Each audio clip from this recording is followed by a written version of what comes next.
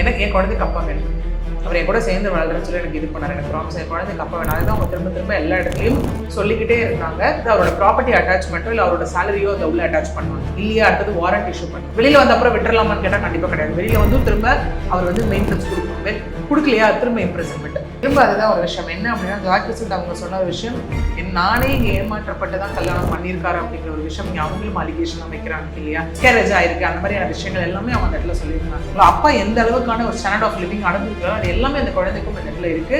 இதுக்கு எல்லாம் ரெஸ்பான்சிபிளான பர்சன் வந்து இப்போ மாதம்பட்டி ரங்கராஜன். இந்த ஒரு சொசைட்டியானது ஏன் மாதம்பட்டியை நோக்கி ஒரு கேள்வி கூட வைக்கல?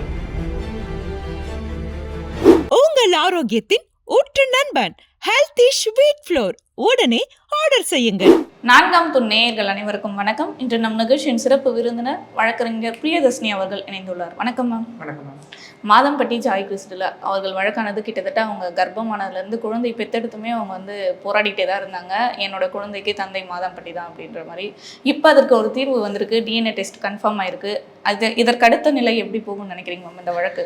எஸ், அவங்க ஆரம்பத்துலேருந்து எடுத்த ஒரு சட்ட போராட்டத்திற்கான ஒரு விடை அப்படின்னே நம்ம சொல்லலாம் இல்லையா. ஏன்னா அவங்க ஸ்டார்டிங்கில் ஆரம்பிச்சு என்னன்னா ஒரு 2023 என்ன மேரேஜ் பண்ணிக்கிட்டாரு, அதுக்கப்புறம் ஏமாத்திட்டாரு, விட்டுட்டு போயிட்டாரு அப்படின்னு 2025 அவங்க ஒரு லைக் லீகல் ஸ்டெப்பாக எடுத்து வைக்க ஆரம்பிச்சாங்க இல்லையா. That is criminal complaint file பண்ணுறதா இருக்கட்டும் டு தி கமிஷனர், அதுக்கப்புறம் வந்து கிரைம் அகேன்ஸ்ட் விமன் அண்ட் சில்ட்ரனாக இருக்கட்டும், ஓகே, அதுக்கப்புறம் தென் வந்துட்டு விமன்ஸ் கமிஷனுக்கு போகிறதா இருக்கட்டும், இந்த மாதிரியான கேசஸ் அடுத்தடுத்து அவங்க ஃபைல் பண்ணிகிட்டே இருந்தாங்க.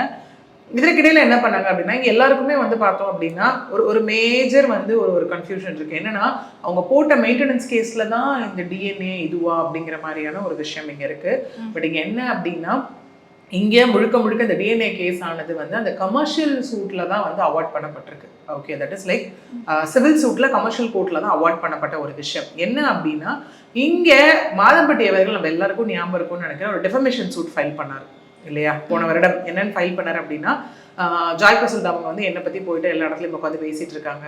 ஓகே, இது மூலயமா அவங்க வந்துட்டு அவங்க ஃபினான்ஷியலாகவும் அவங்க வந்து லைக் ஃபினான்ஷியலாக அவங்க வந்து பெனிஃபிட் ஆகிறாங்க. கூடவே என்னை பற்றி அவங்க அவதூறு பரப்பிட்டு இருக்காங்க. இது எல்லாத்தையும் உடனடியாக அவங்க நிறுத்தணும்.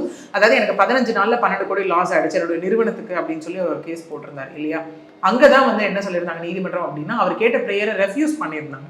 என்ன அப்படின்னா, நீங்கள் கேட்கறதுல எந்த பிரைமா ஃபேஸியும் இல்லை, அவங்க பாதிக்கப்பட்டிருக்காங்க, அவங்க அதனால பேசுகிறாங்க. தட் இஸ் நீங்கள் என்ன சொல்லியிருந்தாங்க அப்படின்னா, ஆர்டிகல் 19(1) சப்க்ளாஸ் ஏன் ஆர்டிகல் 19(2) படி like right to freedom of speech and expression. Okay, அதுக்கு சர்டன் ரெஸ்ட்ரிக்ஷன்ஸ் இருக்குது. ஓகே, நம்ம சொல்லுவோம் வந்து தேவையில்லாமல் எதுவும் அவதூறு பரப்பக்கூடாது, பேசக்கூடாது அப்படிங்கிற மாதிரியான விஷயங்கள் இருந்தாலும் இங்கே அவங்க பாதிக்கப்பட்டிருக்காங்க, அதனால அவங்க பேசுகிறாங்க. கிட்டத்தட்ட அவங்க என்னன்னா திரும்ப என்னுடைய குழந்தைக்கு அவர் தான் வந்து அப்பா ஸோ அப்படின்னு அவங்க திரும்ப எல்லா இடத்துலையும் சொல்லிக்கிட்டே இருந்தாங்க அந்த இடத்துல. ஓகே, அங்கே தான் என்ன பண்ணியிருந்தாங்க அப்படின்னா, லைக் ஜாய் கிறிஸ்டல் அவங்க தரப்பு வழக்கறிஞர் வந்து திரும்ப என்ன கேட்டிருந்தாங்கன்னா, இங்கே என்ன அப்படின்னா குழந்தை சார்ந்து தான் அவங்க பேசுறாங்க, குழந்தையும் அவரோடது இல்லைன்னு அவர் சொல்லி தான் இங்கே டிஃபமேஷனும் சீட்டிங் கேஸும் அவர் ஃபைல் பண்ணியிருக்காரு இல்லையா. அப்போ டிஎன்ஏ டெஸ்ட்டுக்கு அலோவ் பண்ணி இங்கே வந்து என்னன்னா லைக் சப்ஜெக்ட் மேட்ரு என்ன, குழந்தைய சார்ந்து அவங்க பேசுகிறாங்க, என்னை வந்து அவர் கல்யாணம் பண்ணிக்கிறேன்னு சொல்லி லைக் பண்ணிக்கிட்டு என்னை ஏமாத்திட்டாரு, இன்னும் வந்து எனக்கு மிஸ்கேரேஜ் ஆயிருக்கு, அந்த மாதிரியான விஷயங்கள் எல்லாமே அவங்க அந்த இடத்துல சொல்லியிருந்தாங்க இல்லையா. ஸோ அப்படி இருக்கும்போது அங்கே டிஎன்ஏ டெஸ்ட் கேட்கும்போது எஸ் மாதம்பட்டி அவர்களும் இந்த இடத்துல 2 தரப்பையும் கேட்டு ஆன் மியூச்சுவல் கன்சர்ன் தான் இந்த டிஎன்ஏ டெஸ்ட் ஆனது வந்து இங்கே பரிந்துரைக்கப்பட்டது. தட் இஸ் ஒரு அட்வொகேட் கமிஷனர் அப்பாயிண்ட் பண்ணி ரிட்டையர்ட் ஜட்ஜான PN பிரகாஷ் அவர்களை வந்து ஜட்ஜ் செந்தில்குமார் அவர்கள் வந்து அந்த அவர் தான் வந்து இங்கே அப்பாயிண்ட் பண்ணியிருந்தார். என்ன அப்படின்னா, Rajiv Gandhi hospital advocate commissioner அவர் வந்து லைக் ஆன் இஸ் கைட் லைக் அவர் பார்வையிட்டு இந்த மாதிரி விஷயங்கள் டிஎன்ஏ டெஸ்ட் எல்லாமே நடக்கணும். அந்த ரிப்போர்ட் வந்து சீல்டு கவரில் ஃபார்மர் ஜட்ஜ் கிட்ட ஒப்படைக்கப்பட்டிருக்கு. ஓகே, இதன் விளைவாகத்தான் வந்து இல்லை ஜாய் கிறிஸ்டல் அவங்க சொன்ன மாதிரி அவங்க போராடின மாதிரி அவங்களுடைய குழந்தைக்கு தந்தையானவர் இங்கே மாதம்பட்டி ரங்கராஜ் அப்படிங்கிற ஒரு விஷயம், இது முழுக்க இதனை சார்ந்து போன ஒரு விஷயம் தான். மெயின்டெனன்ஸ் கேஸ் அப்படிங்கிறது அவங்க தனியாக ஃபைல் பண்ணியிருக்காங்க. தட் இஸ் மாதம் 6 லட்சம் ரூபாய் கேட்டிருந்தாங்க இல்லையா, தனக்கும் தன்னுடைய குழந்தைக்கும் பிளஸ் அவங்க அந்த மாதாந்திர செலவுகள் இவ்வளோ இருக்குன்னு சொல்லி கேட்டிருக்காங்க. அது it is a separate case. அந்த கேஸை நோக்கி போகிற இயரிங்ஸ் அடுத்தடுத்த விஷயம், அது அதனை நோக்கி போகும். இது முழுக்க ஹைகோர்ட்டில் இந்த பக்கம் ஃபைல் பண்ண கேஸ். ஏன்னா இது பண்ணி இப்போ 2 விஷயம் இங்கே மேற்கொள்ளப்படும். ஒன்று வந்து என்ன அப்படின்னா வந்துட்டு அங்கே வந்து ஏதாவது வந்து லைக் மீடியேஷன் ப்ராசஸ் ஏதாவது நாங்கள் பண்ணப்படும் இல்லையா, அது ஒத்து வரலையா, அடுத்தது வந்து மாதம்பட்டி அவர்கள் மீது இங்கே நடவடிக்கை எடுப்பதற்கான சான்சஸ் இங்கே நிறையவே இருக்குது. இதற்கடுத்து மாதம்பட்டி அவர்கள் எவ்வளவு தைரியமாக என் மேலே தப்பே இல்லைன்ற மாதிரியான அந்த சவால்கள் எல்லாம் விட்டுட்டு இருந்தாரு. நீங்கள் ப்ரூவ் பண்ணிட்டா நான் என்ன வேணா பண்ணுறேன்ற மாதிரி. இப்போ ப்ரூவ் ஆயிடுச்சு. இதற்கடுத்து மாதம்பட்டியோட மூவ்ன்றது எப்படி இருக்கும்? மூவ்ன்றது இங்கே லீகலி ரெஸ்பான்சிபிள்னு ஒன்று வந்துருச்சு இல்லை, ஏன்னா அவர் தான் பயாலஜிக்கல் ஃபாதர் இல்லையா. இந்த பேரண்டல் இது ப்ரூவ் பண்ணுறதுக்கான ஒரு விஷயம் தான் இங்கே டிஎன்ஏ அப்படிங்கிற ஒரு விஷயம். அகெயின் இங்கே வந்து அவருக்கு ரெஸ்பான்சிபிலிட்டி இருக்குது, இஸ் லயபிள் நவ். அதாவது இந்த குழந்தைக்கான மெயின்டெனன்ஸ் கொடுக்குறதா இருக்கட்டும். ஏன்னா லால வந்து பார்த்தோன்னா இல்லெஜிட்டிமேட் சைல்டு அப்படிங்கிற கான்செப்டே கிடையவே கிடையாது. ஏன்னா இங்க முழுக்க முழுக்க ஒரு திருமண பந்தத்திலே இருக்கும்போது ஒரு இன்னொரு திருமணம் பண்ணிக்கிட்டாரு அப்படிங்கிறது தான் விஷயம் இல்லையா, which amounts to bigamy. Okay, அப்படி இருக்கும்போது இந்த இடத்துல வந்துட்டு அந்த குழந்தைக்கான எல்லா உரிமையும் அந்த இடத்துல இருக்கு. அந்த குழந்தைக்கு வந்து ரைட் டு எஜுகேஷன் இருக்கு, ரைட் டு மெடிக்கல் எக்ஸ்பென்சஸ் இருக்கு, மற்ற வந்து ரைட்ஸ் எல்லாமே இருக்கு. அது இன்னொன்று, அந்த அப்பா இருக்கும்போது என்ன ஒரு வாழ்க்கை தரத்தை வந்து அந்த குழந்தைக்கு கொடுப்பாங்களோ, அப்பா எந்த அளவுக்கான ஒரு ஸ்டாண்டர்ட் ஆஃப் லிவிங் அனுபவிக்கிறாரோ அது எல்லாமே அந்த குழந்தைக்கும் இந்த இடத்துல இருக்கு. இதுக்கு எல்லாம் ரெஸ்பான்சிபிளான பர்சன் வந்து இப்போ மாதம்பட்டி ரங்கராஜ் அவர்கள் தான். ஏன்னா இதற்கிடையில ஜாய் கிறிஸ்டல் அவர்களே வந்து இது என்னுடைய குழந்தை, மாதம்பட்டி அவர்களுடைய குழந்தை தான் சொல்றப்ப பல விமர்சனங்கள் வந்துச்சு. நீ எப்படி அந்த மாதம்பட்டி கிட்ட நீ ஏன் போன, அவன் பசங்க இப்படிதான் இருப்பாங்க, அந்த மாதிரியான விமர்சனங்கள் நிறையவே சந்திச்சாங்க. இப்போ அதுக்கு ஒரு தீர்வு கிடைச்சிருக்கு. இதற்கப்புறம் ஜாய் கிறிஸ்டல் எப்படி தீர்வை தாண்டி அகைன் கண்டிப்பா திரும்ப திரும்ப நம்ம பேசும்போது நான் சொல்ற விஷயம், சொசைட்டி தயவு செஞ்சு இந்த இடத்துல புரிஞ்சுக்கணும். ஏன் எல்லா இடத்துலயும் பெண்களை நோக்கி மட்டும் இந்த கேள்வி? இந்த மாதிரி எங்கேயாவது வந்து ஒரு ஆண் வந்து திருமணத்தை தாண்டி ஒரு உறவுல ஒரு அடல்ட்ரியில போனாலும் சரி, இல்ல ஒரு திருமண பந்தம் இருக்கும்போது ஏமாற்றி, ஏன்னா அவங்க சொன்னதை ஏமாத்தி கல்யாணம் பண்ணிக்கிட்டாருன்னு சொல்லிதான். ஓகே, ஏமாத்தி கல்யாணம் பண்ணிக்கிட்டாங்க அப்படின்னும் போது திரும்ப திரும்ப அந்த பொண்ணுகிட்ட என்ன சொல்றாங்க, நம்ம இந்த ஹோம் பிரேக்கர்னு சொல்றோம், இங்க அந்த மாதிரி போகும்போது ஹோம் பிரேக்கர் அந்த மாதிரிலாம் அந்த பெண்ணை நம்ம சொல்லிட்டே இருக்கோம். திரும்ப திரும்ப ஜாய் கிறிஸ்டல் மாதிரி இன்னும் நிறைய பெண்கள் அதை ஃபேஸ் பண்ணிக்கிட்டு தான் இருக்காங்க இல்லையா. இதெல்லாம் தாண்டி சரி ஓகே, ஒரு ஆணை நோக்கி ஏன் நம்ம கேள்வி வைக்க மாட்டேங்குது? இங்கே மாதம்பட்டி அவர்கள் இங்கே வந்து ஜாய் கிறிஸ்டல் அவங்களை வந்து அவ்வளோ பிளேம், அவ்வளோ வந்து அங்கே அசிங்கப்படுத்துனாங்க, ஷேம் பண்ணாங்க, எல்லாமே பண்ணாங்க இல்லையா. நீ ஏன் தாண்டி போன, இது வந்து ஆல்ரெடி நீ ஒரு டிவோர்ஸ் ப்ராசஸ்ல இருக்க, இந்த மாதிரி ஏன் நீ போன வந்து அவ்வளோ கமெண்ட்ஸ் என்னால் பார்க்க முடிஞ்சுது. இதே இந்த ஒரு சொசைட்டியானது ஏன் மாதம்பட்டியை நோக்கி ஒரு கேள்வி கூட வைக்கல? ஆல்ரெடி உங்களுக்கு கல்யாணம் ஆயிடுச்சு, 2 பசங்க இருக்காங்க, இன்னொரு பொண்ணே வந்து உங்களை அப்ரோச் பண்ணாலும் நீங்க ஏன் போனீங்க? நம்ம இப்போ ஒரு பொண்ணுகிட்ட தானே கேட்குறோம், ஒரு பையன் வந்து இது பண்ணா நீ ஏமா போயிருவியா, அப்படியே அவன் குடும்பத்தை கெடுக்கிறதுக்கு போயிருவியான்னு நம்ம கேட்குறோம்ல. இதே வந்துட்டு ஒரு ஆணுக்கு அந்த கண்டிப்பா அந்த ரெஸ்பான்சிபிலிட்டி இருக்குல்ல. ஏன்னா அதே குடும்பம் ஜாய் அவர்களுக்கும் இருக்கு, நம்மள நம்பி ஒரு குடும்பம் இருக்கு இல்லையா. அந்த ஆணை பொறுத்த வரைக்கும், இங்க மாதம்பட்டி அவர்களை பொறுத்த வரைக்குமே இருக்கலாம், என்ன நம்பி ஒரு குடும்பம் இருக்கு, வைஃப் இருக்காங்க, 2 குழந்தைங்க இருக்காங்க. நம்ம அந்த பெண்ணை நோக்கி திரும்ப கேள்வி கேட்கிறோம். ஒரு பையன் வந்து ஒன்று அப்ரோச் பண்ணா நீ போயிடுவியான்னு கேட்கறோம்ல. ஏன் ஒரு ஆணை நோக்கி அந்த கேள்வி இங்க யாருமே வைக்கிறது இல்லை? அப்ப இங்க நார்மலைஸ் பண்ணிட்டாங்களா? அத புரியல. நார்மலைஸ் பண்ணிட்டாங்களா மேம்? பசங்கன்னா இப்படிதான். இது வந்து நீங்க என்னன்னா நார்மலைஸை தாண்டி சொசைட்டியோட கட்டமைப்பு அப்படின்னு சொல்லலாம். அந்த ஒரு மேல் டாமினன்ஸ் ரிலேட்டட் சொசைட்டின்லாம் ஓகே இல்லையா. சில இடத்துல எஸ், இல்ல ரொம்ப வந்து ரேஷியோ வைஸ் பார்த்தோன்னா அங்கே தவறு செய்யக்கூடிய பெண்களும் இருக்காங்க சில இடத்துல. ஓகே, பட் ஆனா ஒட்டுமொத்தமா வந்து திரும்ப திரும்ப பெண்களை நோக்கி வைக்கக்கூடிய கேள்வி அப்படிங்கிறது இங்க சரியே கிடையாது. ஏன் இந்த சொசைட்டில ரொம்ப பேர் வேணாம், அட்லீஸ்ட் ஒரு 100 பேர் அவரை நோக்கி ஒரு கேள்வி கேட்டிருப்பாங்களா? ஏங்க உங்களுக்குன்னு ஒரு குடும்பம் இருக்கு, நீங்க ஏங்க ஒரு பொண்ணு வந்து உங்களை அப்ரோச் பண்ண நீங்க ஏங்க போனீங்கன்னு கேட்கலாம்ல. ஏன்னா திரும்ப திரும்ப பெண் வந்து இப்படி இருக்கணும், பெண்ணுக்கு தான் கருப்பு. இது வந்து நம்ம ஒரு ஃபெமினிசம் பாயிண்ட்ல நான் சொல்ல வரல, பட் ப்ராக்டிக்கல் என்னன்றது எல்லாருமே புரிஞ்சுக்கணும் இல்லையா. ஏன்னா ஒரு பெண் எப்படி இருக்கணும் அப்படின்னு நம்ம சொல்ற ஒரு விஷயம், அதே ஒரு கருப்பு, அதே ஒரு ரெஸ்பான்சிபிலிட்டி எல்லாமே ஒரு ஆணுக்கும் இருக்குன்றதை ஏன் எல்லாரும் மறந்துடுறோம், அந்த ஆண் உட்பட. அதுதான் இங்க பிரச்சனையே. இங்க அதனாலதான் இங்க இப்போ எப்படி ஆகும்னா, ஜாய் அவர்களை நோக்கி வந்து தேவையில்லாம வச்ச பிளேம்லாம் இப்போ எங்க போக போகுது? ஏன்னா நம்ம அப்பயே பேசியிருந்தோம் என்னன்னா, ஒரு விமன், ஏன்னா எந்த ஒரு விமனுமே வந்துட்டு தன்னைத்தானே வந்து தூத்திக்க மாட்டாங்க. இவ்வளவு தூரம் வெளியே வந்து போல்டா போராடுறாங்க, இவ்வளவு அசிங்கப்படுறாங்க அப்படின்னும் போது கண்டிப்பா அவங்க அவ்வளவு போல்டா இருக்காங்கன்னும் போது கண்டிப்பா அதுல அவங்க சைடு ஏதோ ஒரு பாயிண்ட் இருக்குன்றதா திரும்ப திரும்ப வைக்கப்பட்ட ஒரு விஷயம் அங்க இல்லையா. சோ அப்படி இருக்கும் போது இங்க ஜாய் அவர்கள் திரும்ப திரும்ப திரும்ப நடத்தின போராட்டத்திற்கான ஒரு ரிசல்ட் தான் நேத்து அவங்க எங்கேயுமே அவங்க வந்து திரும்ப திரும்ப சொன்னது என்னன்னா, எனக்கு என் குழந்தைக்கு அப்பா வேணும், அவர் என் கூட சேர்ந்து வாழ்றேன்னு சொல்லி எனக்கு இது பண்ணார், எனக்கு ப்ராமிஸ், என் குழந்தைக்கு அப்பா வேணும். அதுதான் அவங்க திரும்ப திரும்ப எல்லா இடத்துலையும் சொல்லிக்கிட்டே இருந்தாங்க. ஸோ அதன்படி இன்னைக்கு டிஎன்ஏ டெஸ்ட் ஆனது அவங்களுக்கு சப்போர்ட்டிவாகவும் இங்கே வந்திருக்கு.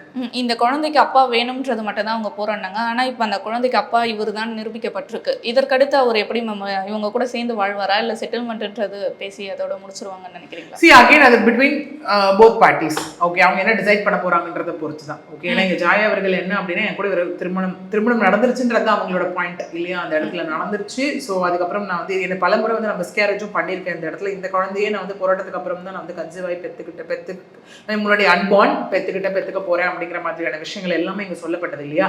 அகெயின் இது முழுக்க முழுக்க வந்து ஏன்னா இப்போ நிறைய பேர் கேட்கலாம், என்னன்னா ஏன் ஒரு வைஃப் இருக்கும்போதே அவங்க வாழ்றதுக்கு உரிமை இல்லையா, இன்னொரு கல்யாணம் பண்ணிக்க கூடாது அப்படிங்கிறது எல்லாமே. பட் இங்க ஒரு கான்செப்ட் நம்ம எப்படி இன்டர்பிரேட் பண்ணணும் அப்படின்னா, ஒரு திருமண பந்தம் வேலிடா இருக்கும் போது இன்னொரு திருமண பந்தத்துக்குள்ள கன்சென்ட் இல்லாம போறது மிகப்பெரிய தவறு. நீங்க அந்த காலத்துலாம் பாத்தீங்கன்னு வச்சுக்கோங்களேன், அது ரொம்ப நார்மலைஸ் ஆக்கியிருந்தாங்க. ஒரு கல்யாணம் 2 3 4 கல்யாணம், அது என்ன கன்சென்ட்டோட முதல் வைஃப் ஒத்து 2வது கல்யாணம், அவங்க ஒத்துக்கிட்டு 3வது கல்யாணம், இந்த மாதிரி ஒரு கான்செப்ட் போகும். ஓகே, பட் இங்க ஏமாத்தி அப்படிங்கிற ஒரு விஷயம், ஏன்னா இங்க நிறைய இடத்துல பெண்கள் என்ன ஏமாத்தி, எனக்கு இல்ல, எனக்கு அவளை பிடிக்கல, நான் டிவோர்ஸ் ப்ராசஸ்ல இருக்கேன், நான் டிவோர்ஸ் வாங்கிட்டேன் அப்படின்னு சொல்லும் போது இந்த இடத்துல பெண்களும் நிறைய விஷயத்தை தவறிடுறாங்க. என்ன அப்படின்னா, இன்னைக்கு ஒரு காமனா எடுத்துக்கலாம். இப்ப நானே இருக்கேன், எங்கிட்ட வந்து ஒருத்தவங்க வந்துட்டு இல்லை நான் வந்துட்டு போகிறேன் ஒரு செகண்ட் மேரேஜ் ஃபேஸ் ஆஃப்குள்ளே நான் போகிறேன் அப்படின்னா இல்லை எனக்கு டிவோர்ஸ் ஆயிடுச்சு அப்படின்னு சொல்லும்போது பிளைண்டாக நம்பிடுறோமா இல்லையா மேக்ஸிமம் விமன் இல்லையா? அப்படியே அவனுக்கு டிவோர்ஸ் ஆயிடுச்சா, சார் டிவோர்ஸ் ஆர்டர் காப்பியை கூட உனக்கு எப்போ டிவோர்ஸ் ஆச்சுன்னு யாராவது கேட்குறோமா? கண்டிப்பாக கிடையாது. அந்த அவேர்னஸ் தான் அங்கே வரணும். இதனை நம்பி பெண்கள் ஏமாந்து போகும்போது நாளைக்கு அந்த பெண்களுக்காக குரல் கொடுக்கறது மாறி அந்த பெண்ணை நோக்கி வைக்கப்படுற கேள்வி தான் இங்கே ஜாஸ்தி. ஓகே, அதனால எந்த இடத்துலையும் எங்கேயுமே பெண்கள் கொஞ்சம் அவேர் ஆயிட்டாங்க அப்படின்னா இன்னும் இந்த மாதிரி விஷயத்துல இருந்து அவங்க மாட்டிக்காம அவங்க தப்பிச்சுக்கலாம். இதற்கடுத்து இப்போ தப்பு நம்ம தான் பண்ணியிருக்கோம்னு மாதம்பட்டி அவர்களுக்கு தெரியுது. ஆனாலுமே அவர் போயிட்டு கோர்ட்டில் வழக்கு போடுறாரு, இந்த மாதிரி என்ன அவதூறு பேசுகிறாங்கன்னு சொல்கிறாருன்னா அப்போ அந்த தைரியம் எங்கேருந்து வந்துச்சு மேம் ஒரு ஆணா அவருக்கு? இங்கே எல்லா ஆண்களுக்கும் இருக்கக்கூடிய ஒரு மனதைரியம் அதுதான். டிஃபெண்டிங் பாயிண்ட் என்ன அப்படின்னு பார்த்தோன்னா, பெண் தானே எவ்வளோ தூரத்துக்கு போயிடுவாங்க, அசிங்கத்துக்கு பயந்து அவங்க போக மாட்டாங்க. காமனாக இருக்கக்கூடிய ஒரு விஷயம் தானே. இன்னைக்கே எடுத்துக்கோங்களேன், ஒரு ஆணால் பாதிக்கப்படுற இன்னைக்கு ஜாய் கிறிசல்டான்றதுனால வந்துட்டு இவ்வளோ போராடி வெளில வந்துட்டாங்க. இந்த மாதிரி எத்தனை ஜாய் கிறிசல்டா வெளில வராமல் இருக்காங்க? கண்டிப்பா இல்லையா? ஏன்னா நீங்க வந்து காவல்துறை ஸ்டெப் எடுத்து நீதிமன்றம் போய் அவங்களுக்கு தண்டனை வாங்குறதுன்றது தைரியமா துணிச்சலா வெளியில வரவங்களுக்கு நடக்கக்கூடிய ஒரு விஷயம். கிடைக்கப்படுற ஒரு ஜஸ்டிஸ். வெளில வராம எத்தனை பேர் ஐயோ சொசைட்டிக்கு பயந்து நம்ம வெளில போயிட்டு அதான் சொல்லுவாங்களோ, இது நம்ம வெளில தெரிஞ்ச அசிங்கம், அவமானம், நம்மள யார் மதிப்பானம் அப்படிங்கிற மாதிரி எத்தனையோ பேர் இன்னைக்கு சைலண்டா இருந்துகிட்டு தான் இருக்காங்க. அப்படி சைலண்டா இருக்கவங்களால அவங்களுக்கு ஏதாவது நியாயம் அவங்களுக்கு அவங்களே வாங்கிக்க முடியுமா? கண்டிப்பா கிடையாது. ஏன்னா இங்க ஒரு பெண் பாதிக்கப்படுறாங்கன்னா கண்டிப்பா ரொம்ப டஃப் ஒரு ஃபேஸ் ஆஃப் அவங்க கடந்துதான் வரணும். இன்னைக்கு வந்து ஜாய் அவங்கள நோக்கி நீங்க கரெக்ட், அன்னைக்கு நீங்க சொன்னது எங்களுக்கு புரியாம போச்சுன்னு சொல்றவங்க இந்த ஒரு வருட காலமா அவங்கள நோக்கி எவ்வளோ ஒரு நெகட்டிவ் விஷயம் இல்லையா? எவ்வளோ விஷயங்கள் இல்லை. ஏன்னா ஒரு பெண்ணை நோக்கி அந்த இடத்துல வைக்கும் போதே வந்துட்டு முதல்ல அவங்க கம்ப்ளைண்ட் கொடுக்கறதுன்னு அவங்க வேலை முடிஞ்சிருது இல்லை. நம்ம நிறைய இடத்துல பேசின மாதிரி கம்ப்ளைண்ட் கொடுத்ததுக்கு அப்புறம் அதை ப்ரூவ் பண்ணணும். பர்டன் ஆஃப் ப்ரூஃப்னு இருக்கு. அதை ப்ரூவ் பண்ணி அதுக்கப்புறம் கடைசியா அவங்களுக்கான நியாயம் கிடைக்கிற வரைக்கும் இங்க வந்து உறுதியா நிற்க வேண்டியது அந்த பெண்கள் மட்டும் தான். அதுக்கு எவ்வளவு மன வலிமை வேணும் அந்த இடத்துல. ஏன்னா இவங்களை நோக்கிய நிறைய விஷயங்கள் அங்கே வைக்கப்படுது. ஏன்னா அவங்க குழந்தை பிறந்த உடனே வந்தாங்க, அவங்க வந்து அப்போ வரும்போது அவர் வந்து ஒரு விஷயம் சொல்லியிருந்தாரு. என்னன்னா என்ன எது வந்தாலும் நீதிமன்றத்தில் நான் பார்த்துக்கிறேன்னு சொன்னாங்க. அவங்க ஹாஸ்பிட்டல்ல இருந்து வந்து கூட ப்ரெஸ் மீட் கொடுத்தது நம்மளால பார்க்க முடிஞ்சது. அதுக்கு எல்லாம் அவங்க யோசிச்ச ஒரே விஷயம் என்ன அப்படின்னா, என் குழந்தைக்கு அப்பா வேணும், இவரால நான் ஏமாற்றப்பட்டிருக்கேன்றது திரும்ப திரும்ப. ஏன்னா இது வரைக்கும் அவங்க ஸ்டேட்மெண்ட் எடுத்து பார்த்தீங்கன்னா எதுவுமே கான்ட்ரடிக்டரியாவே இருக்காது, எந்த இடத்துலையுமே கான்ட்ரடிக்டரியாவே இருக்காது இல்லையா? ஸோ அவங்க உறுதியாக நின்று அடுத்தடுத்த ஒரு விஷயத்துக்கு கொண்டு வந்ததுக்கு இன்னைக்கு மாதம்பட்டி ரங்கராஜ் அவர்கள் முழுக்க இந்த விஷயத்துக்கு இஸ் ரெஸ்பான்சிபிள் அண்ட் அவர் ஃபர்தரா இருக்கக்கூடிய எல்லா விஷயத்துக்கும் இஸ் லைபிள். இதற்கடுத்து இந்த வழக்கு எப்படி போகும் மேம்? இப்போ மாதம்பட்டி அவர்கள் மேலே தான் வந்து குற்றம் சாட்டப்பட்டிருக்கு, நிரூபிக்கப்பட்டிருக்காது. வழக்கு இந்த கோர்ட்டில் வந்து இந்த கோர்ட்டின் நேரத்தை வீணடிச்சதற்கான அந்த தண்டனை ஏதாவது கிடைக்குமா? இங்கே அடுத்த விஷயம் போகும்போது அதை நான் சொன்னேன் இல்லையா, முதல் நெக்ஸ்ட் இந்த இயரிங் வந்து ஜூன் 8க்கு போஸ்ட் பண்ணியிருக்காங்க. அடுத்தது போகும்போது மீடியேட் பண்ணப்படும் அந்த இடத்துல மத்தியஸ்தம் ஒரு விஷயம் வந்து ட்ரை பண்ணப்படும். இல்லை அப்படிங்கிற பட்சத்தில் அது நடவடிக்கையாக மாறும் அந்த இடத்துல. ஓகே, ஏன்னா இது அவர் ஃபைல் பண்ணப்பட்ட கேஸில் நடந்தக்கூடிய ஒரு விஷயம் தான். டிஃபம் ஆல்ரெடி வந்து இல்லைங்க எங்களால் வந்து ஃபர்தராக அவங்க போட்ட போஸ்ட் எடுக்க சொல்ல முடியாது, ஃபர்தராக அவங்களை பேசுறதை ஸ்டாப் பண்ண முடியாது. ஆல்ரெடி அவங்களோட அந்த இது வந்துட்டு கிளைம் ப்ரேயர் வந்து அங்கே ரெஃப்யூஸ் பண்ணியிருந்தாங்க. ஓகே, ஏன்னா அவங்க பாதிக்கப்பட்டவங்க பேசுறாங்க அப்படின்னும் போது அடுத்தது அந்த இருவரை சார்ந்த ஒரு விஷயம் தான். மாதம்பட்டி அவர்கள் இதுக்கு எப்படி என்ன சொல்ல போறாரு, அந்த ப்ராசஸ்ல என்ன டிசைட் ஆக போகுது அப்படிங்கிறத வச்சுதான் இல்லை அடுத்த கட்ட ஒரு நடவடிக்கையோ இல்லை அடுத்த கட்டமான என்ன நடக்க போகுது அப்படிங்கிறதே நமக்கு தெரியும். இதை தாண்டி அவங்க ஒய்ஃப் மாதம்பட்டி ஒய்ஃப் ஸ்ருதி அவர்கள் என்ன மாதிரியான நடவடிக்கை எடுப்பாங்க? ஏன்னா மாதம்பட்டி அவர்கள் பண்ணலன்னு அவங்களும் சொல்லிட்டு இருந்தாங்க, எங்க ஹஸ்பண்டை பத்தி எனக்கு தெரியுன்ற மாதிரி. இப்போ இது நிரூபிக்கப்பட்டிருக்கேன், அந்த ரெண்டு பசங்க என்ன பண்ணுவாங்க, அவங்க என்ன செய்வாங்க? அகைன் ஐ திங்க் அது வந்து என்ன ப்ராசஸ்ல இருக்காங்கன்றது கண்டிப்பா இது என்ன பண்ண போறாங்க என்னன்றது ஸ்ருதி அவர்களை பொறுத்து தான். ஏன்னா இதுல வந்து நம்ம அவங்க என்ன பண்ணுவாங்க என்ன பண்ண போறாங்கன்னு சொல்றதுக்கு வந்து we are no one actually. Okay, so அது ஒரு புறம் இருக்கு. இந்த மாதிரி ஆன் ஜெனரல் நோட் நிறைய கேசஸ் நடக்கும்போது என்ன ஆகும் அப்படின்னு பாத்தீங்கன்னா, அந்த பாதிக்கப்பட்ட அந்த மனைவி வந்து கம்ப்ளைண்ட் கொடுக்கறது நிறைய இடத்துல நடக்கும். ஓகே, என்னன்னா என்னுடைய கணவர் வந்து என்னை ஏமாத்திட்டாரு, வேற ஒரு பொண்ணை இது பண்ணிக்கிட்டாரு அப்படின்னு வந்து அவங்க கம்ப்ளைண்ட் கொடுப்பாங்க. அந்த இடத்துல சில இடத்துல பாத்தீங்கன்னா முதல் மனைவியும் இரண்டாவதா கல்யாணம் பண்ணிக்கணும்னு சொன்னா அவங்களும் சேர்ந்து வந்து ஒரு கம்ப்ளைண்ட் கொடுப்பாங்க, என்னை ஏமாத்திட்டாங்க அப்படிங்கிற மாதிரியான விஷயங்கள் எல்லாமே நடக்கும்.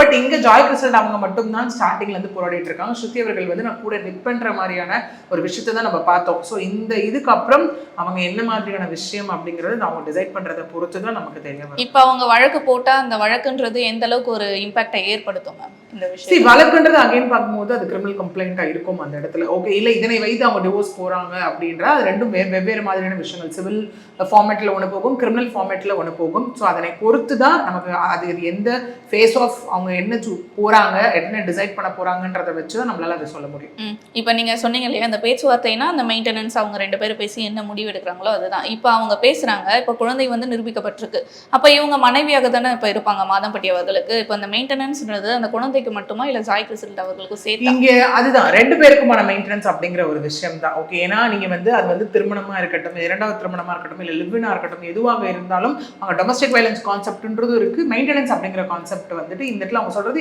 எனக்கு கல்யாணம் ஆயிடுச்சு மனைவி, ஓகே, ஏன்னா இல்லை டிவோர்ஸ் இவங்க அடுத்தது அதுக்கு அந்த மாதிரி எதுவுமே அவங்க போல.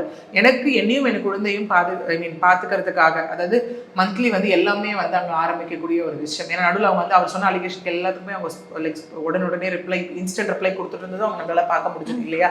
ஸோ இந்த மெயின்டெனன்ஸ் அப்படிங்கிறதும் அகெயின் அந்த கேஸை நோக்கி போகும்போது அவர் கண்டிப்பாக கொடுக்கக்கூடிய ஒரு விஷயமா தான் இருக்கும். ஏன்னா யாருமே இங்கே ரெஃப்யூஸ் பண்ணக்கூடாது. நமக்கு ரீசன் கோர்ட் ஜட்மெண்ட்ஸ் எல்லாமே இருக்கு. What if an husband, okay, யார்கிட்ட கேட்குறாலும் if he fails to pay maintenance அப்படின்னா இமீடியட்டா அடுத்தது அவரோட ப்ராப்பர்ட்டி அட்டாச்மெண்ட்டோ இல்லை அவரோட சேலரியோ அந்த உள்ள அட்டாச் பண்ணுவாங்க. இல்லையா அடுத்தது வாரண்ட் இஷ்யூ பண்ணுவாங்க. That is what is NBW. 30 நாளுக்கு வந்து அவர் இம்ப்ரெசன்மெண்ட் அப்படிங்கிற ஒரு கான்செப்ட். வெளியில வந்த அப்புறம் விட்டுறலாமான்னு கேட்டால் கண்டிப்பாக கிடையாது. வெளியில வந்து திரும்ப அவர் வந்து மெயின்டெனன்ஸ் கொடுக்கணும். கொடுக்கலையா திரும்ப இம்ப்ரெசன்மெண்ட். அது ரிப்பீட்டடாக டிஃபால்ட் பண்ணும்போது ரிப்பீட்டடான பனிஷ்மெண்ட்ஸ் அந்த இடத்துல நமக்கு கிடைக்கும்.